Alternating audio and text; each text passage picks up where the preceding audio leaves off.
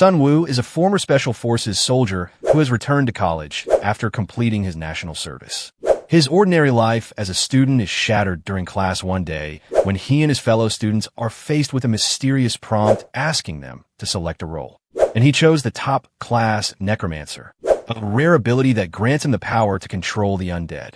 With the campus and outside world seemingly on the brink of collapse, Sun Woo must use his newfound powers to battle fearsome monsters and help save his fellow students. But will they make out alive? Let's see what happens. The story kicks off during rush hour, with people hustling through their busy lives.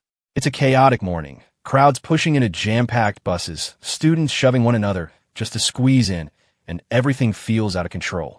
Eventually, a bus stops in front of a college, and a young man steps out. He looks drained, worn out, and questions how he ever survived this madness back in his first year. His name is Sun Woo, the main character of the story. Just then, his friend Han-ho Lee hears him grumbling and teases him, asking if he really served in the Special Forces, because he can't even handle a hectic commute. Sun Woo claps back, mocking Han-ho for not even completing his mandatory military training. The two banter back and forth as they walk toward class. Suddenly, Han-ho halts and points to the sky. There's a strange loading screen floating above, stuck at 99%. But Sun Woo, with his poor eyesight, doesn't notice anything. Instead, he mocks Han-ho again, suggesting he's still sulking over his girlfriend. Han-ho insists he saw something, but Sun Woo brushes it off, assuming his friend has played too many video games and now can't tell fiction from reality. He lightly slaps him to snap out of it and tells him to hurry. They can't afford to be late. The two eventually split and head to their respective classrooms. Once in class, Sun Woo struggles to stay awake. He regrets not grabbing coffee, but this drowsiness feels different. It's not just sleepiness. Out of nowhere, a massive screen pops up in front of his eyes, displaying a bizarre question. Which class will offer the best chance of survival in an apocalyptic world? Beneath that is a prompt asking him to choose a class. Confused, he rubs his eyes, trying to confirm whether he's dreaming. Suddenly, the power cuts out. It's broad daylight, yet no one can see a thing. On top of that, none of their electronic devices are working. Panic spreads throughout the classroom. One by one, the students start seeing the same glowing screen he saw. Everyone's equally stunned, unsure if they're seeing a hologram or hallucinating. But Sun Woo can tell something's seriously off. A countdown now appears on his screen, along with a series of floating cards, each with images and star ratings. As the cards hover before the students, no one dares touch them, too unsure of what's going on. But Sun Woo thinks differently. He believes not choosing a card could be far more dangerous, especially since they have no idea what's coming once the countdown ends. Only 15 seconds left. As the timer keeps ticking, Sun Woo stares at the cards in a full-blown panic. He has no idea what to choose, but there's no time left to waste. Suddenly, he catches a flash. One of the students has picked a card. Out of nowhere, a massive sword crashes down right in front of that student, and the card he selected vanishes. Realizing he has to decide quickly, Sun Woo begins to think. What class would give him the highest chance of survival in a world that's clearly gone apocalyptic? Every card has a different star rating, and in a rush, he grabs the one with the most stars, the Necromancer class. Yep, the man is basically about to become Sung Jin Woo from Solo Leveling. A few seconds later, the class selection ends and all the screens disappear. The classroom seems back to normal, but the nerdy student still has that giant sword. Everyone stares at it, completely confused. The guy explains that it dropped when he picked the warrior class. Hearing this, Sun Woo wonders if he's really become a necromancer, because honestly, nothing feels different yet. Then, chaos. One of the students suddenly gets stabbed by a sneaky little goblin. He screams, begging for help, but everyone just stares in shock as the goblin keeps stabbing, over and over, until he dies right there. After the kill, the goblin turns and locks eyes with the rest of the students, and that's when panic erupts. Everyone bolts, except Sun Woo. Not because he's brave, but because he's too scared to move and risk attracting the goblin's attention. The other students start yelling at the sword guy to do something, since he's the only one with a weapon. But the guy starts bawling and flat out refuses to fight. That's when Sun Woo realizes he's absolutely screwed. The goblin charges at him. He tries to run, but suddenly stops. If he turns his back, he's dead. So he whirls around and kicks the goblin hard. The creature's small, so he grabs a chair and smashes it like a bug. After killing it, a notification pops up he's earned 10 gold for defeating a goblin. He stares at the message, thinking, has their world actually turned into some twisted fantasy game? Then, another alert. As a necromancer, he can now command the dead. At level 1, he can control up to 3 goblins. And just like that, the goblin he killed rises from the ground, its eyes glowing as an undead warrior. Sun Wu finally understands. His class really can summon the undead. Just then, 2 more goblins burst into the room. The students scream again, full panic mode. Sun Wu stands tall, his undead goblin in front, waiting for orders. Without hesitating, he commands it to attack. The undead goblin charges in, slashing at the living goblins with its blade. But it's 2 against 1. One of them manages to slice into its left arm. Sun Wu realizes he might need to jump in if his summon loses. The goblins don't seem that tough. They've got tiny, childlike bodies, but he still needs a weapon. He quickly yells at the sword nerd to toss over his blade. But the guy clutches it like his life depends on it, shouting that he won't hand it over. Sun Wu tells him, fine, then go fight them yourself. Of course, the guy refuses, scared out of his mind. At this point, Sun Wu's had it. Might as well just throw the guy to the goblins and steal his sword. To help his undead soldier, the main character grabs a chair and hurls it at the monsters. Taking advantage of the distraction, the skeleton soldier finishes them off with its blade. The MC earns more gold for defeating 2 monsters. Just then, he notices a one-armed goblin approaching him with an oddly cute expression. Meanwhile, the skeleton keeps staring directly into his eyes, which unsettles him, so he tells it to look away. The skeleton lowers its head, almost like it's feeling hurt. Right then, Sun Wu gets another notification reminding him he can control the undead. Wasting no time, he uses his spell to revive the 2 goblins he just killed. With that, he hits the current limit of undead soldiers he can summon at his level. While everyone is still trying to figure out what's going on, they suddenly hear cries for help from other parts of the college. That's when the MC starts realizing this might not just be a campus attack. This could be happening across the country. Outside, everything looks like it's burning. The city appears to be in complete chaos. Given the circumstances, one student opens the door and suggests they keep moving. Another says they should run to the parking lot, since he has a car. As they rush to the stairs, a group of goblins leap out from the shadows. But before the goblins can reach them, the undead skeletons ambush the monsters. The MC yells for the students to keep running while his skeletons handle the threat. In a panic, the students scatter in all directions. The MC tries to stop them, but then thinks maybe it's better this way. He understands the situation follows some kind of game logic, and his best bet for survival is to keep fighting and getting stronger. As he watches his undead army holding the line, one of the monsters suddenly goes berserk and decapitates one of his skeletons. Now down a soldier, Sun Wu realizes things are getting risky. Fortunately, his remaining 2 skeletons manage to kill the enemies, and he gains more gold. He also sees that he's leveled up. Opening his profile, he finds that instead of attribute points, he gets a level up card, which grants him a random reward. Though it's based on luck, these cards are a major part of the game. He picks the random skill card, which ends up increasing his minion capacity by 1. He can now control for it once. He summons another skeleton, but notices his mana is running low. Surrounded by his skeletons for protection, he sits down to think. Since he still doesn't fully understand what's happening, he decides to focus on surviving for now. With his skeletons guarding him, he begins making his way downstairs. The scene below is just as bad, but he knows staying on campus isn't an option. He tells his skeletons to lead, and they move forward until they run into Hanho. Panicking at the sight of undead goblins, Hanho smacks one on the head with a dagger. The MC sees him crying and calls out to him. Hanho, confused, asks what these goblins are, and the MC explains they're kind of like his bodyguards now. When asked about his class, Hanho says he picked Rogue. The MC laughs, since Hanho chose a 1-star class, assuming it'd make him as powerful as a brigadier general. Even the skeleton minions seem disappointed. Hanho joins their group, and together they start heading off campus. As they move, the MC gets a new notification. He's gained a synergy effect from being in a group. The effect activates when 5 daggers are equipped, granting bonus gold and a chance to land a critical hit.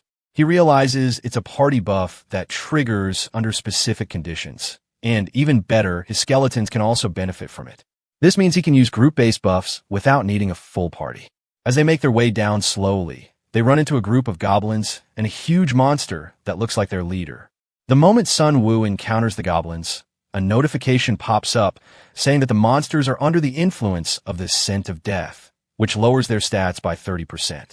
This effect only kicks in if there are at least 4 skeletons of the same type nearby with that buff active. Taking advantage of this, Sun Wu sends his skeleton minions to fight. They quickly overpower the goblins and start defeating them with ease. But then the real threat shows up, the boss monster. It lifts its hand and activates a skill called Wild Berserker, which powers up all the enemy minions. The tide of the battle begins to shift as the now buff goblins start fighting back harder. Sun Wu realizes he has to stay composed. The only way his skeletons stand a chance is if he gets rid of the buff first. He commands the one-armed skeleton to ignore the rest and go straight for the boss. The brave skeleton leaps at the monster and slashes its arm, cutting it clean in half. Though the skeleton gets kicked away, the buff is removed. His job is done. With the buff gone, the skeletons easily finish off the goblins. The boss monster tries to resist, not willing to go down easily, but after a tough fight, it finally falls. Sun Wu earns some bonus gold from the kill and notices the boss also dropped a few items, a spear and a wristband that boosts nearby allies. After picking them up, he sees the one-armed skeleton standing in front of him, clearly waiting for recognition. Sun Wu smiles, pats on the head, and the little guy seems genuinely happy. With that, they keep moving forward. While walking, they hear some voices nearby. Sun Wu tells his skeletons to hide, so they don't scare anyone. A large group of students has gathered near the college's exit gate. One student is trying to calm everyone down, saying he already contacted the student council. Apparently, the main gate is locked tight, and no one can get out. Sun Wu immediately recognizes the guy. It's Jin Suk, a known bully who also used to harass girls. He was part of the student council, which is why he acts like he's in charge now. Sun Wu wonders if he's just pretending to be the leader to show off. Jun Suk then turns to Sun Wu and his friend, telling them they need to help protect the other students since they have weapons. He even asks about Sun Wu's class and starts bragging about how he killed a goblin. While Sun Wu is cringing at the guy's arrogance, another student, some nerdy-looking kid with a sword, comes running and reports that he heard goblins near the staircase. Jun Suk immediately instructs everyone to take shelter in the nearby cafe while they hold the front. Meanwhile, Sun Wu calls out to his friend and points to a message written on the door. It says the door won't open unless the boss is defeated within a set time limit, and if they fail, the boss will only become stronger. Realizing that no one else is going to come save them, the main character knows they must kill the boss if they want to escape. Just then, he runs into Jin Suk again, who introduces him to a nerdy guy and tells the nerd to hold off the goblins. The MC asks if he saw the message on the door. The guy says yes, but he's waiting for a rescue team, thinking maybe the Korean military will come and save them. But the MC knows they can't just sit and wait. As he heads back toward the stairs, he sees a group of goblins charging toward him. The nerd nearly has a heart attack, and to make things worse, the skeleton minions appear too, sending him into full panic. The MC quickly signals the skeletons to stop and explains they're under his control. He calls the student council guy an idiot and sends the skeletons into battle. Thanks to the synergy buff from the scent of death, the monsters stand no chance. The students watch through the cafe's glass windows as Sun Wu's skeleton army fights off the enemies. The MC joins in, slamming goblins with a spear. Jin Suk watches in disbelief. He was planning to run away at the first opportunity. As the goblins try to escape, the MC orders his skeletons to block the stairs. He knows he needs everyone to trust that he controls the skeletons, or they won't stand a chance against the boss. Just then, his bracelet activates the Wild Spirit buff, boosting all his minion speed. These goblins aren't a threat now, but the MC knows tougher enemies are coming. The students begin to realize he's the one commanding the skeletons. As the army wipes out the goblins, cheers break out. He's finally earning their trust. He searches the fallen monsters for loot, but only gets a notification saying he's received a roulette ticket. He wonders how they'll deliver it, considering he has no inventory. They all regroup, and when the MC sees Jin Suk, he smirks and asks if he was useful. Everyone stands awkwardly in silence, unsure what to do. The MC tells them they can't leave just yet since the door won't open unless the boss is killed. He explains that the boss is somewhere in the building. Upon hearing this, the students all instinctively step back. None of them want to take on the boss. The MC warns them that failure could lead to even worse monsters showing up. Suddenly, one student raises his hand and says he's seen the boss. It's on the rooftop. Knowing what needs to be done, Sun Wu asks if anyone wants to go with him. As expected, no one volunteers, not even his friend, who wants to stay behind. But the MC insists and drags him along to help buff his skeletons. While they're talking, a girl named Jisoo cuts in and says bringing more people could be a bad idea because the rooftop is narrow. She points out that the MC already has his skeletons and weak people will just get in the way. The MC thinks she's acting a bit too recklessly since they don't even have enough info about the boss yet. He looks to Jin Suk again, but the guy's already trembling and says he has to stay behind to protect the others. Realizing no one else is coming, the MC decides to head to the rooftop with the small team he has. As they climb higher, they're suddenly swarmed by goblins attacking from both above and below the staircase. Without flinching, Jisoo leaps into the chaos and slices through the goblins with precision. She's wielding a long sword and clearly knows how to use it. Her training shows. Manhwa watches in awe, genuinely impressed by her skills. Meanwhile, the MC is handling the skeletons attacking from the upper side. Once they clear the area, the group continues upward. After a few steps, they find the injured professor. The MC rushes to his side, asking what happened. The professor explains that when the monsters first appeared, he tried to protect his students by leading them to the roof. But that turned out to be a fatal decision. A monstrous creature slaughtered all the students. Grabbing the MC, the professor begs him not to go up there, fearing for his life. But the MC stands tall, spear in hand. A new quest pops up: defeat the boss and avenge the professor. It also warns that his choice will shape his destiny. Realizing how important this is, he rallies his skeleton army and heads to the roof. The moment they arrive, a message notifies them. They've entered the boss room. The scene is grim. No students survive the massacre. Only the monster's minions remain. Seeing this, Jisoo is enraged and charges ahead to kill them all. But Sun Wu stops her, signaling her to wait. He knows they need to stay calm and think smart if they want to survive. Soon, the goblins spot them, grab their weapons, and begin surrounding the group. Manhwa nervously asks if they should run, but the MC is determined to fight. He activates his Berserker spell, powering up his skeleton warriors, who immediately charge into battle. The MC tells everyone to use the undead as shields and strike when there's an opening. He ducks behind a minion and slashes when he sees a chance. Jisoo follows suit, cutting down enemies efficiently. Manhwa, on the other hand, is frozen with uncertainty until he pulls out a dagger and throws it. It lands perfectly, instantly killing a goblin. Even he's shocked. Turns out his past of tossing classmates' pencils gave him deadly aim. Excited, he throws another dagger. It hits again. He's locked in now, finally finding his role. As the goblins start losing, a debuff kicks in, lowering their stats and making them panic. They retreat in fear until they reach a massive goblin towering over them. Everyone realizes this is the boss. The goblins rally behind their leader and charge once more, fueled by new determination. As the group tries to hold their ground, they watch in shock as the boss demolishes one of the skeletons with a single powerful strike. Panicked, the main character quickly orders all his summoned minions to retreat. But the boss doesn't stop. He keeps attacking, eliminating the skeletons one after another. The MC revives them, but his mana is running low, and he knows he can't keep it up for much longer. Manhwa attempts to catch the boss off guard by throwing his dagger, but the boss deflects it with ease. Enraged, the boss charges after him, making Manhwa scream for backup. The minions try to help, but they're easily swatted aside. Still, one skeleton manages to land a blow on the boss, which only fuels his rage further. He kicks that skeleton away with brutal force.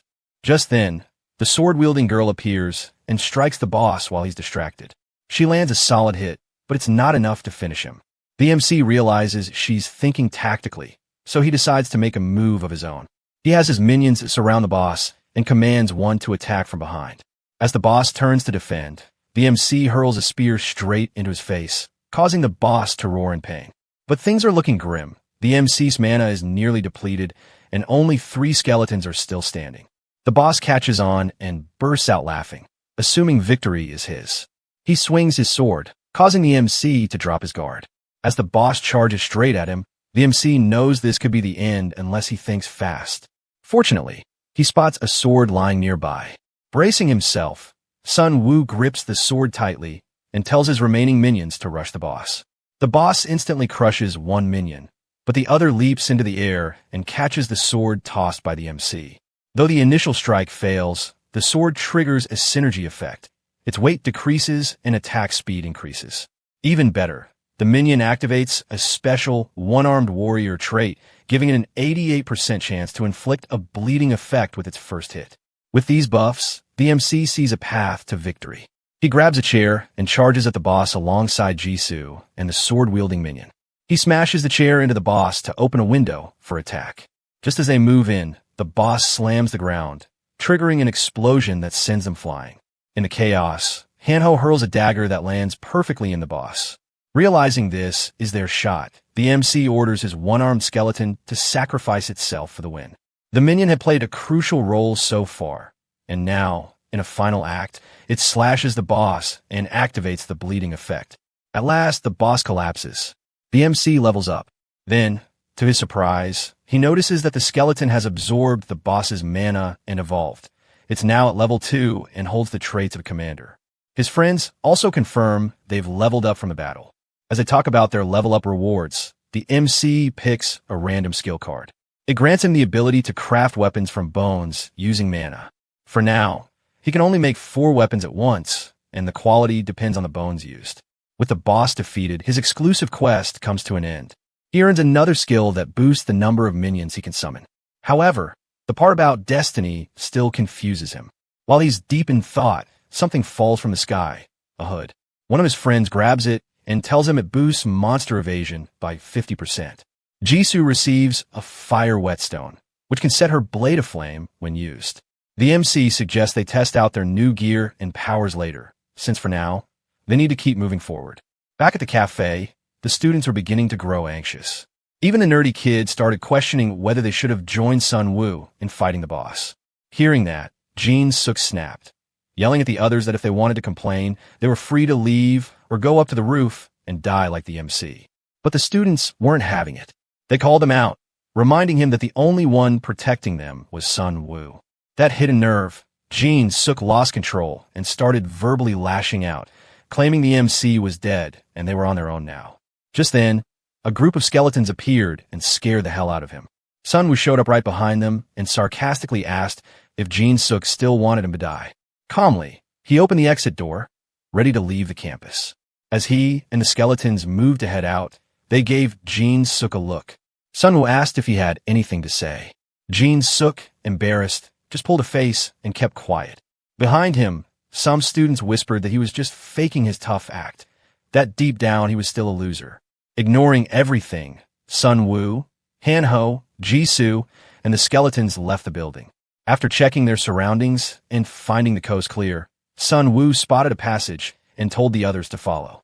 As they moved along, they stumbled upon several corpses, heads smashed in, weapons scattered. From the look of it, the MC figured goblins were behind the attack and wondered if any were still around. Suddenly, Manhwa got excited. He had spotted a group of people in the distance. They all seemed armed and looked like they'd survived a monster fight.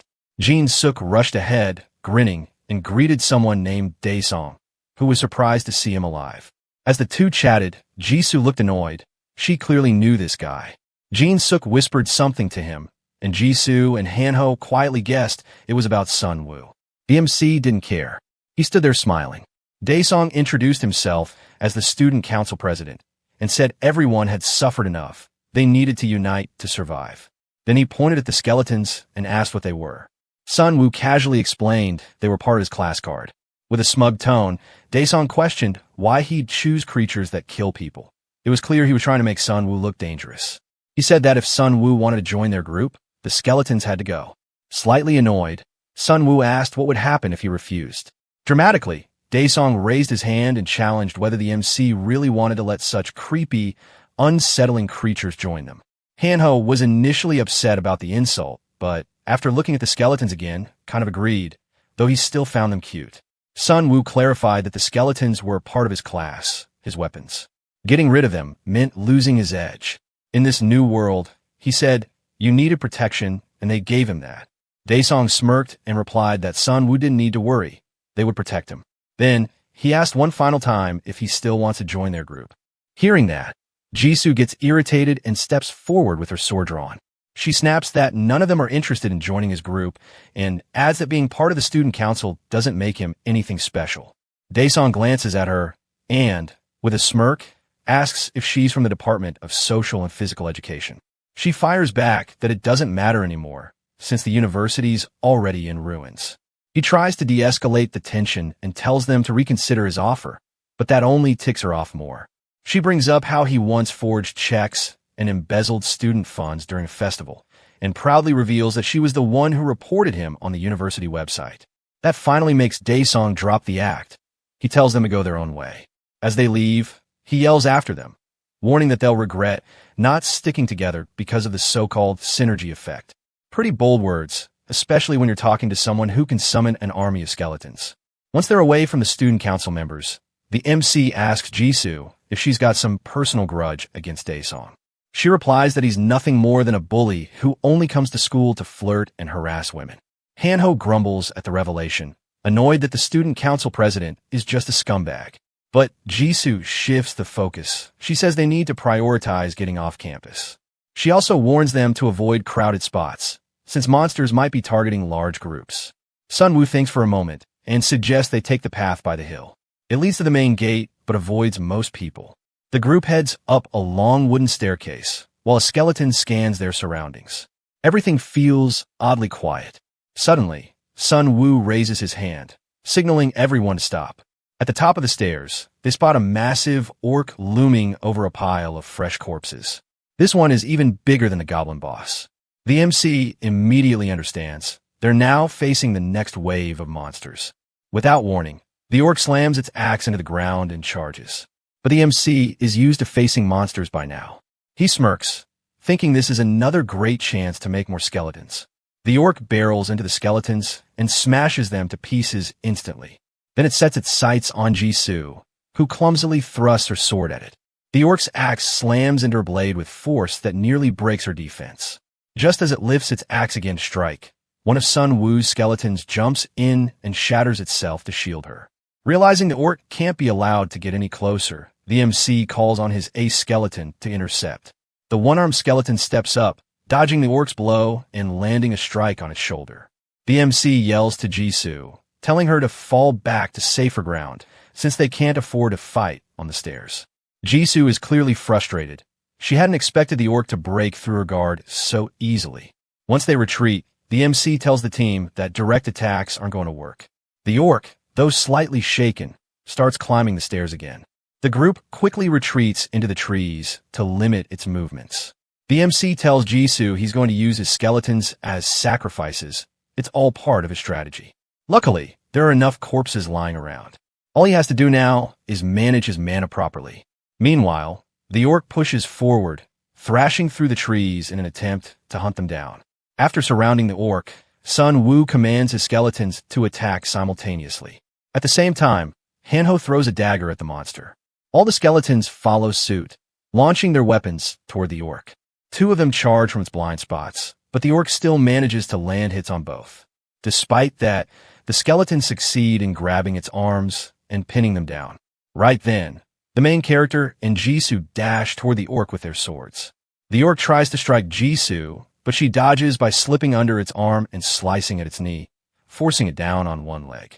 Seizing the opportunity, the MC cuts off its right arm. That's when a one-armed skeleton leaps into the air and finishes the job with a final blow. A system window appears in front of the MC, showing that he's earned 110 gold for defeating the orc patrol leader. Surprised, he realizes they just took down the orc boss.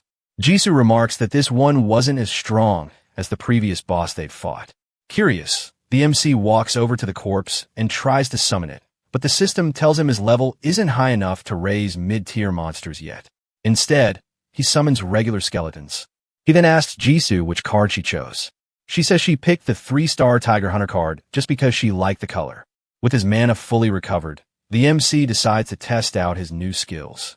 He uses his bone crafting ability to make weapons: a sword, blunt weapon, spear, and a low-grade arrow.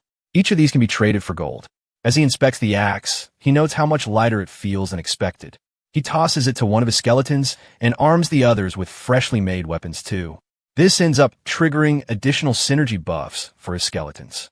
He even lends a sword to Hanho, telling him to return it to the skeleton later. The group then starts heading downstairs. Along the way, Hanho notices something strange.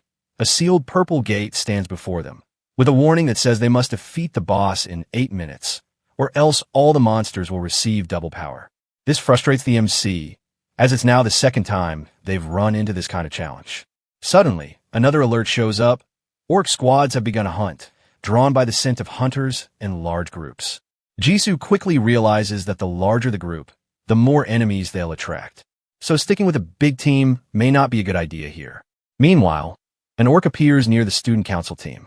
From outside the building, Jisoo and Hanho can hear their screams. The group feels thankful they didn't join them. All three come to the same conclusion. Being in a large group isn't always an advantage. Just then, a new notification arrives. The first orc wave is incoming.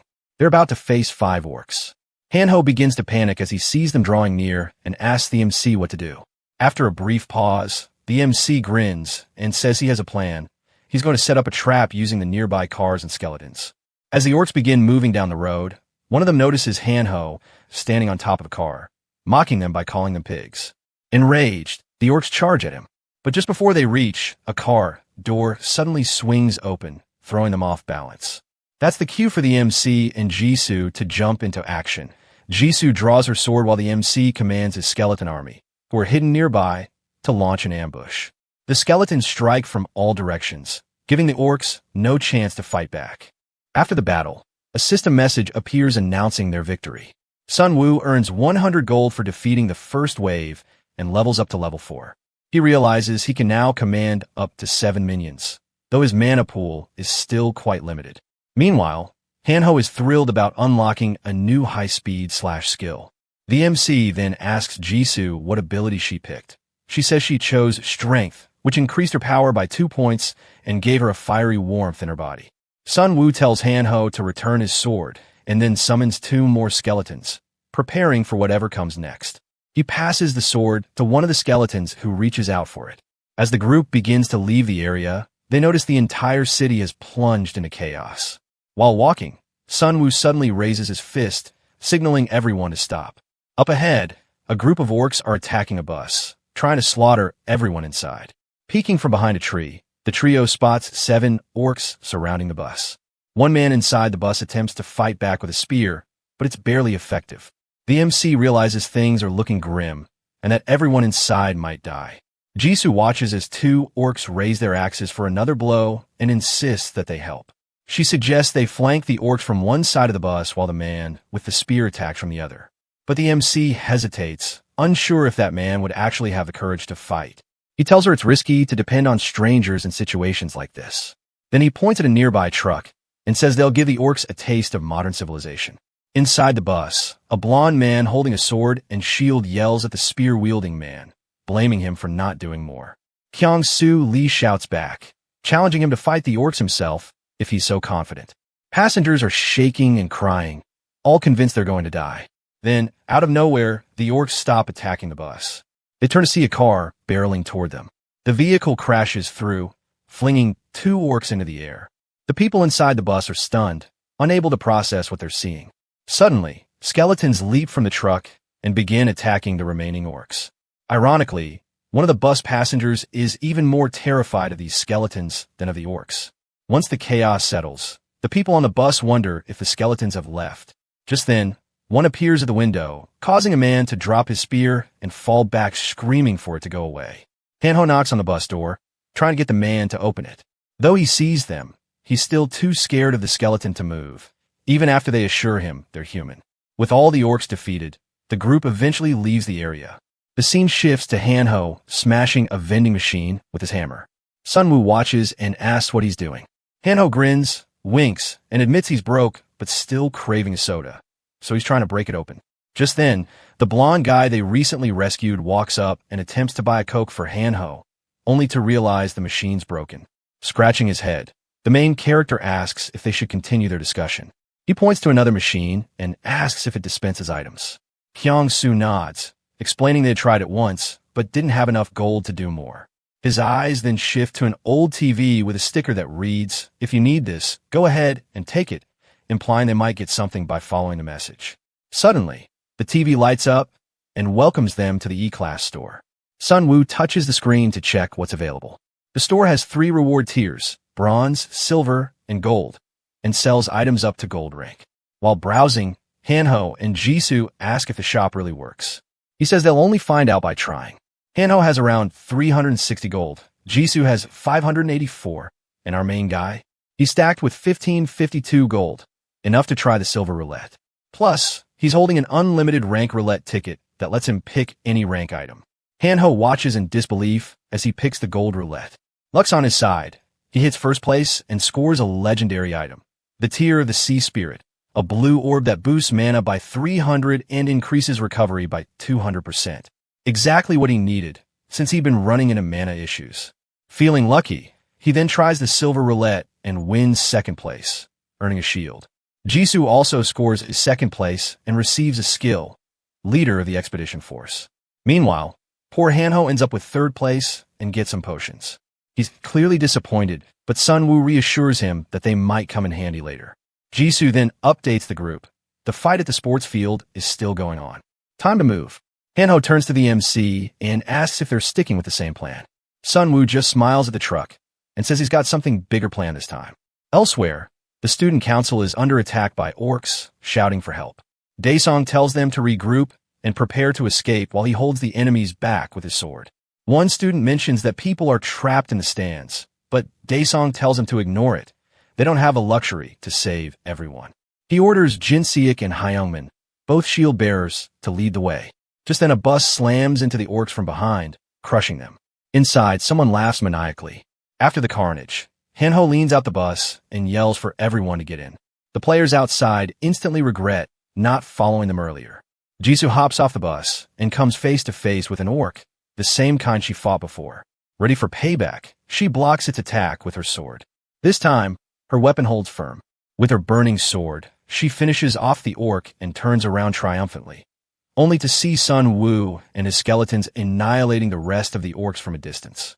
She realizes how clever his strategy is, attacking while staying out of harm's way, and suddenly feels a little dumb for putting all her points into brute strength. As Sun Woo continues tearing through the orcs with precision, she can't help but wonder what kind of life he lived before all this. After killing the orcs, Sun Woo turns to Daesung and demands to know what he's doing there, especially since he never liked being near his skeletons in the first place. Daesung lets out a nervous laugh and asks if Sun Woo really plans to hold a grudge given the situation. But Sun Woo, visibly angry, calls him out for abandoning people and running away.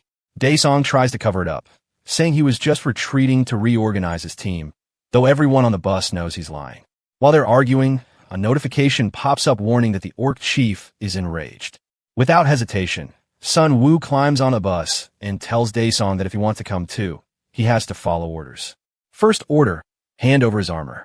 Daesung complains, asking how he's supposed to protect himself without it. But Sun Woo just smirks and assures him he'll be under his protection now. As they move out, Sun Woo gets a system notification saying he's leveled up to 5, which allows him to control medium-sized monsters. Another message tells him the maximum number of monsters he can control has increased. He's happy. He can now command 9 monsters. Then he notices something behind him. One of his skeletons is now wearing Daesung's armor. He wonders if it might be too heavy for the skeleton to move, but remembering past battles, he realizes this particular one is more dependable than the others. He sighs and tells it to take the armor off.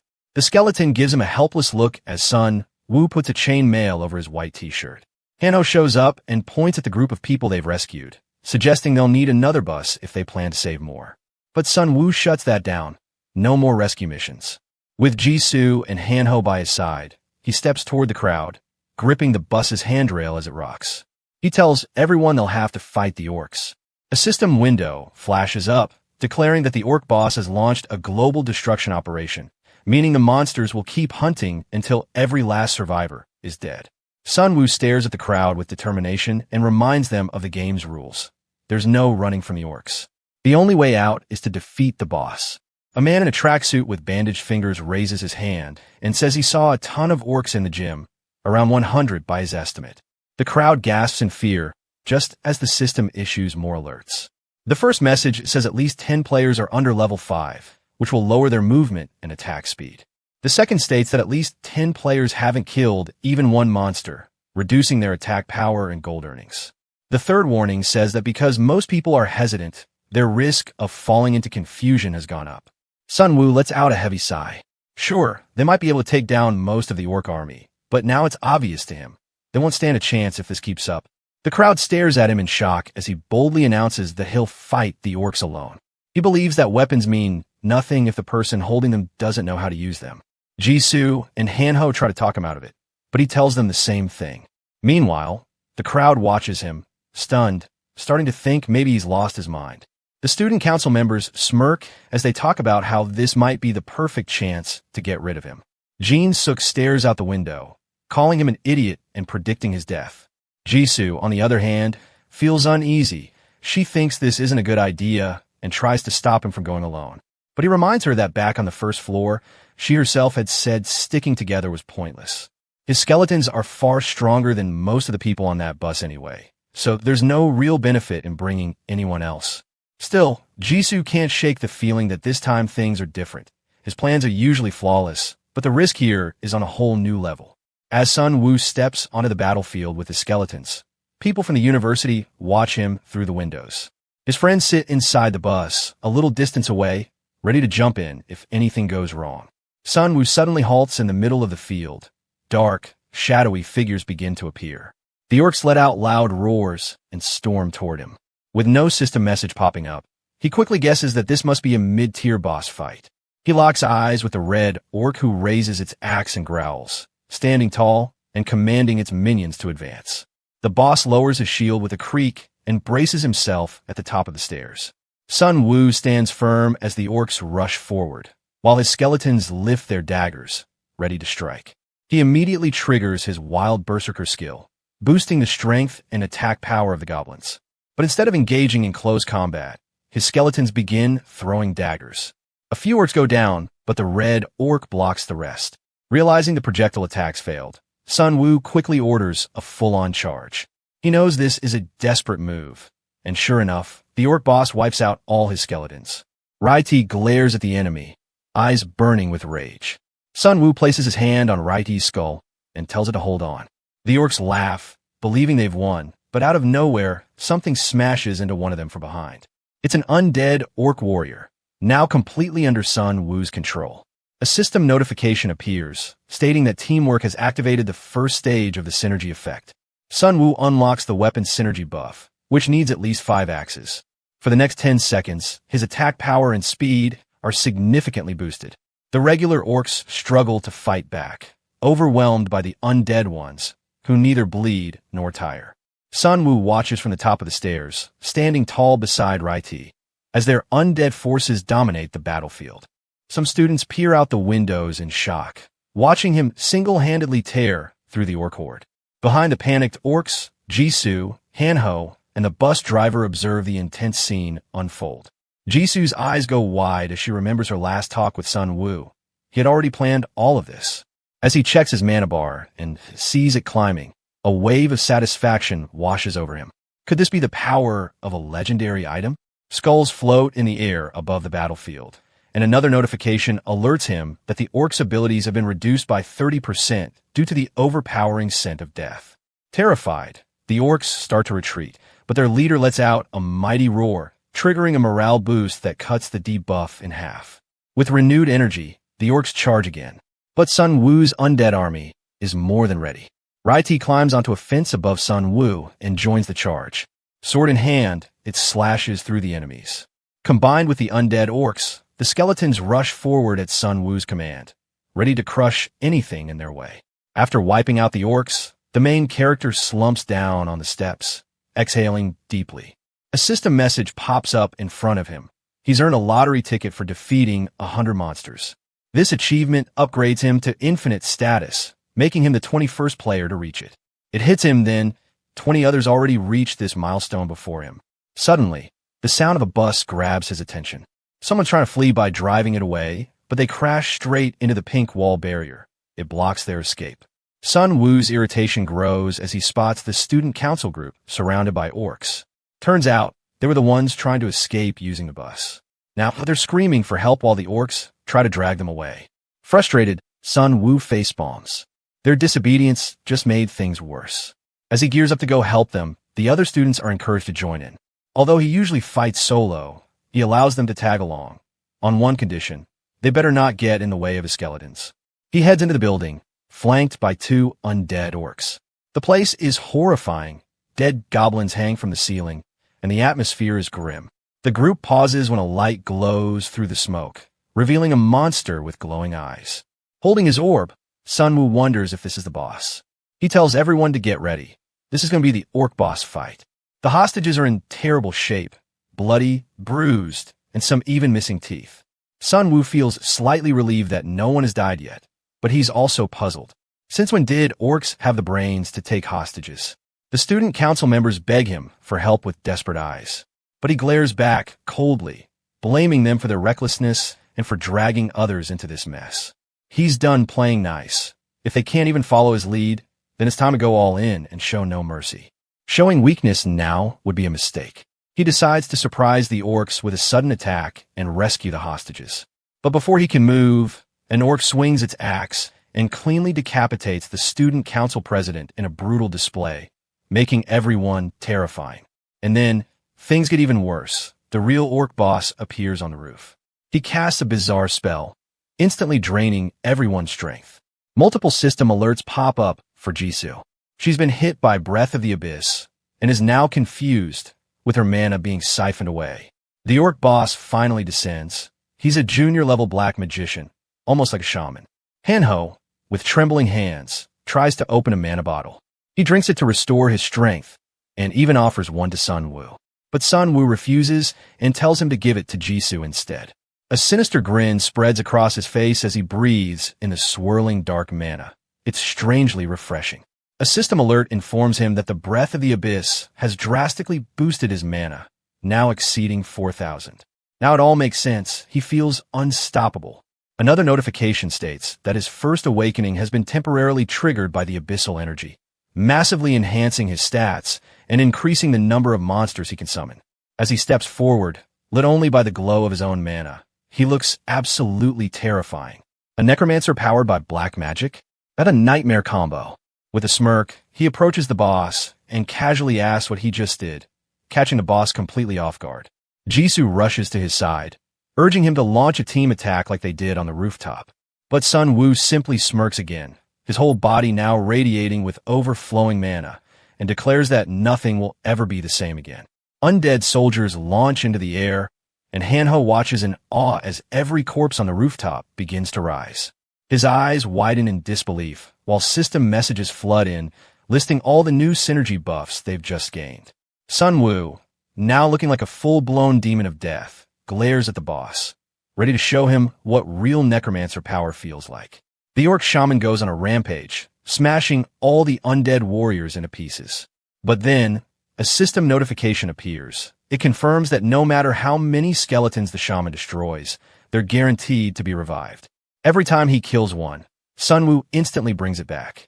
As the cycle continues, the orc shaman starts getting exhausted.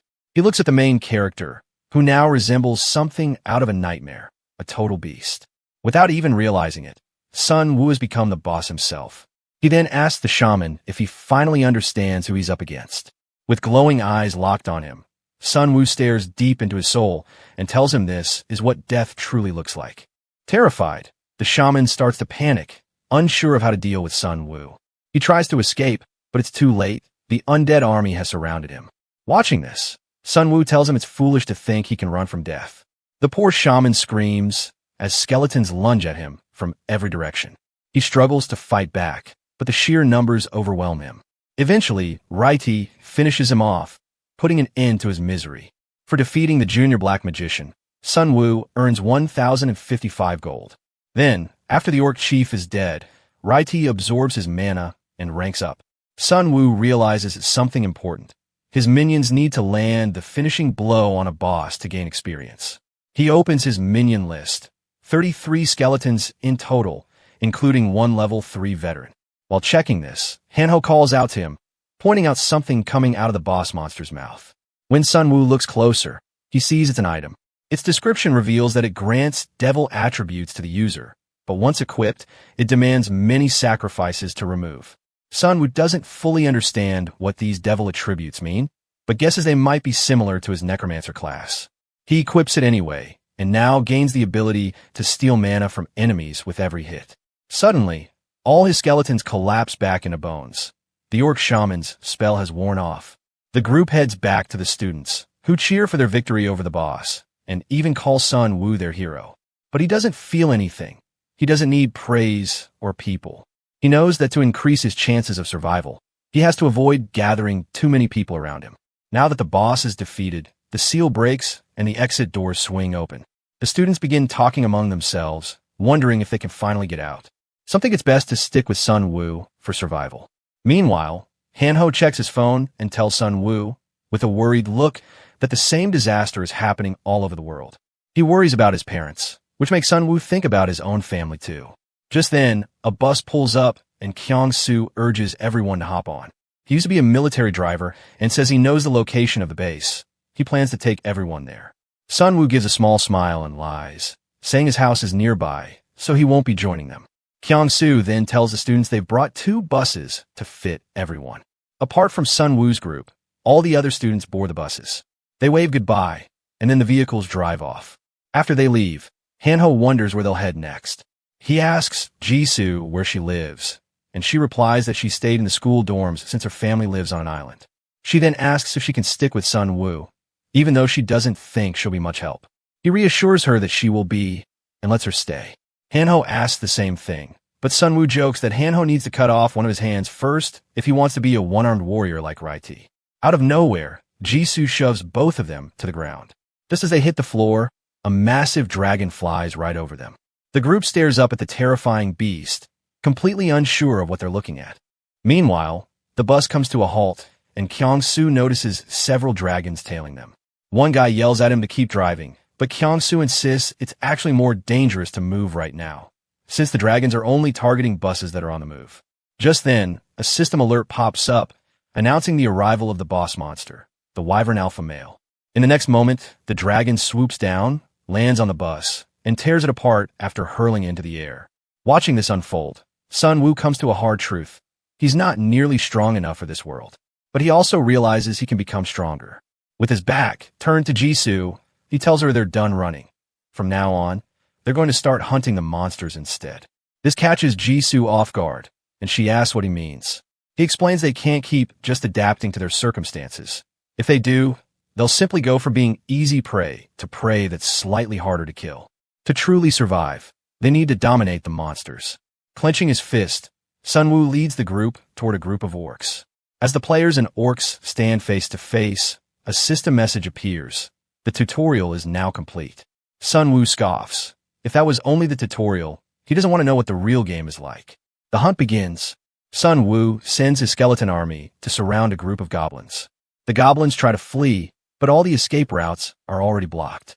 The skeletons keep slashing as the goblins panic and run. Every kill earns Sunwoo bonus gold. Once the goblins are wiped out, he levels up. Hanho steps out from hiding, nervously laughing and pretending he handled it all on his own. Sunwoo sighs and tells him they were just small fry. Killing goblins won't help them much. He then checks his level up options and selects a strength card. Right after, he notices his body feels a bit different, stronger. Meanwhile, his skeleton army continues to eliminate the goblins in the area, bringing in more gold. He steps out and sees Jisoo standing there with her sword. She smiles and proudly tells him she killed 9 goblins on her own. Sunwoo turns to Hanho and tells him to collect the goblins' daggers.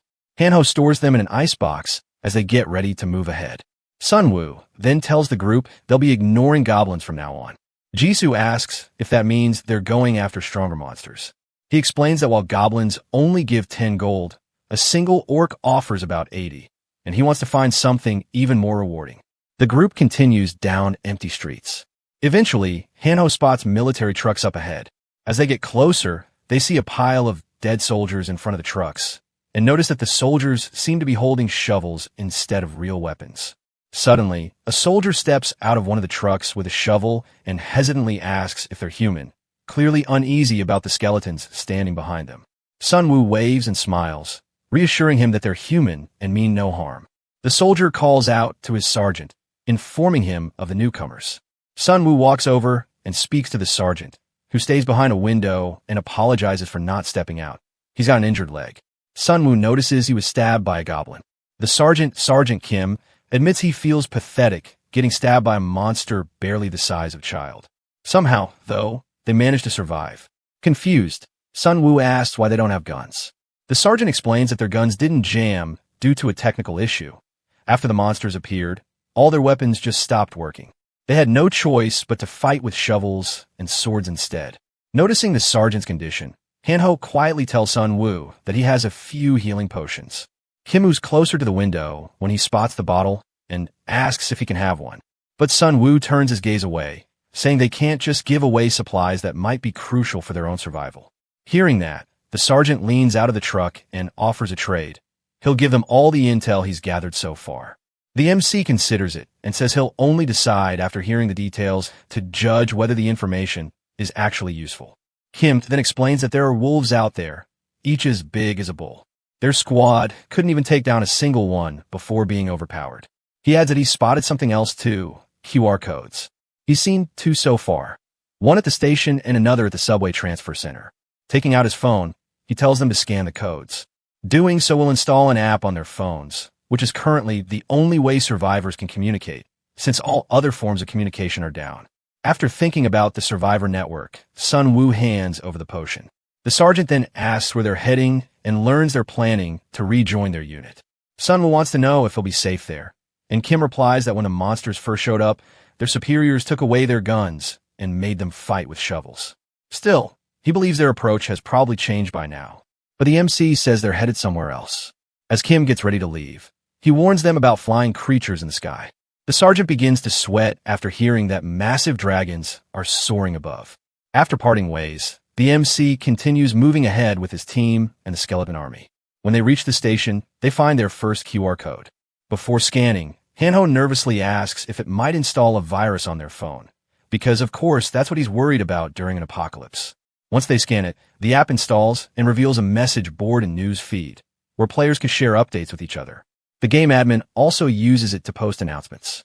Sun Woo looks through the admin's post, wondering who could be orchestrating all of this. He also checks out the message board, though it's currently empty. Jisoo informs him that it costs 1,000 gold to make a post. Suddenly, a new message pops up from player 4884, telling everyone that their group is setting up a safe zone at the H apartment complex in Weizong City. The post has two comments, one of them asking how to get in touch with the group. Han-ho looks at the address and mentions that it's actually close to where he lives. Sun Woo asks if they should head there, also wondering how the person who made the post managed to spend 1,000 gold so easily. After all, they had gone through a lot just to reach level 6, while the other group was already level 8. As he stares at the post, something about it feels off to him, but since he still needs to meet some high-level survivors, he decides to head towards the location anyway. Suddenly, his phone beeps. He checks it and notices that a comment on the post has been deleted. A player asks why it was removed, and the original poster replies that someone was just talking nonsense, so they deleted the comment. This strikes Sun Woo as suspicious as he keeps staring at his phone. Meanwhile, a muscular guy holding a phone smirks creepily, realizing that yet another victim has walked into his trap. Under the bright sun, a man is seen desperately trying to protect his daughter from a bunch of goblins. Armed with only a baseball bat, he does his best to drive them away. But soon it becomes clear he can't hold them off alone, so he shouts for help. None of the nearby players come to his rescue. They all watch from the safety of the surrounding buildings. As the goblins close in, one suddenly gets stabbed with a dagger. An undead orc appears and begins smashing the monsters with an axe. The man watches in disbelief as Sun Woo's undead army arrives just in time to help. Sun Woo reaches out his hand and reassures him that he's safe now. The trembling man explains that his house is nearby, but they've run out of food. Sun Woo digs into his bag and hands over a few goods. He knows it's not much, but it's all he can offer. The skeleton army overwhelms the remaining goblins, who try to flee. As the group chases them down a stairwell, they come across a dungeon sign. Han-ho asks Sun Woo if they should go down and finish the job. Before they can move any further, the man stops them and warns against entering the basement. He reveals there's something down there, even scarier than the goblins. Sun Woo smiles and thanks him for the warning. As they descend the stairs, a system notification pops up, informing them that they've entered the Elder Slime Shrine. Deeper in the basement, they find a goblin corpse with slime covering its head. An undead orc quickly smashes the slime with its axe. Each kill rewards them with 140 gold. Hanho, gripping his melting dagger, complains that the slime can even melt metal. But Sun Wu points out that it can't dissolve bones, making his skeletons the perfect counter. Just then, Hanho hears a sound and turns to see a massive slime creature. It destroys a skeleton with one powerful hit. Sun Wu realizes that if the slime can't melt its target, it just crushes and devours it instead. Plus, his skeleton's attacks are useless because of the creature's sheer size and density. Rather than making more skeletons, the MC begins crafting weapons out of bones and hurling them at the slime from afar. Jisoo throws him a skeleton, and he quickly transforms it into another basic weapon. While he's occupied making more weapons, the slime suddenly charges and attacks him head-on. The MC counters by using one of his orc warriors as a shield to block the blow. However, the slime ends up swallowing and destroying the minions. But instead of being alarmed, the MC grins and says the boss just made a big mistake because the skeleton it devoured had a pouch full of bones. He then activates his weapon creation skill, turning all those internal bones into weapons, which shred the slime from the inside. The skeletons waste no time and begin bashing the slime into even smaller chunks to prevent it from regenerating. The one-armed skeleton finishes it off, just like always, and they earn 2,255 gold for defeating the slime boss. Sun Wu tells the skeletons to gather the remaining slime in an empty glass bottle, thinking its acid might come in handy. While collecting the mucus, one of the skeletons finds the slime's core, a useful item that can dissolve or fuse materials. The MC carefully picks it up using a cloth and wonders if it might be a compound ingredient. Just then, Hanho calls out to him, asking him to check the comments on a certain online post. The post has several deleted comments. Other players had tried contacting the original poster to ask about them, but the poster only told them to ignore it. Someone brings up the first commenter who tried reaching out to the group and asks if they've arrived yet. Player 4884 responds that they haven't and suspects something might have happened to them on the way. Hanho finds it shady that they're deleting all those comments. Sun Wu starts thinking to himself, this group had already spent 1,000 gold just to make the post, and now they're throwing more gold into the comments. Something definitely feels off. Meanwhile, in an underground parking lot, a group of shady guys are hanging around. One of them questions why players are even bothering with monster hunting when killing other players is way more profitable. A normal kill earns 500 gold, and taking out another player can bring in over 1,000 gold depending on their level. Another guy laughs, agreeing that killing players is not only easier, but also more fun. Inside a car, two guys are sitting together. One of them asks about their boss, but the other seems totally unhinged. He grabs his head like it's about to burst, and suddenly screams out the name Professor Red. His companion is visibly uneasy and asks if he means the serial killer. The twitchy guy starts having a vivid flashback. He's being attacked by a monster, which reveals itself to be a vampire. The creature bares its sharp fangs and stares him down, saying he has a need for people like him.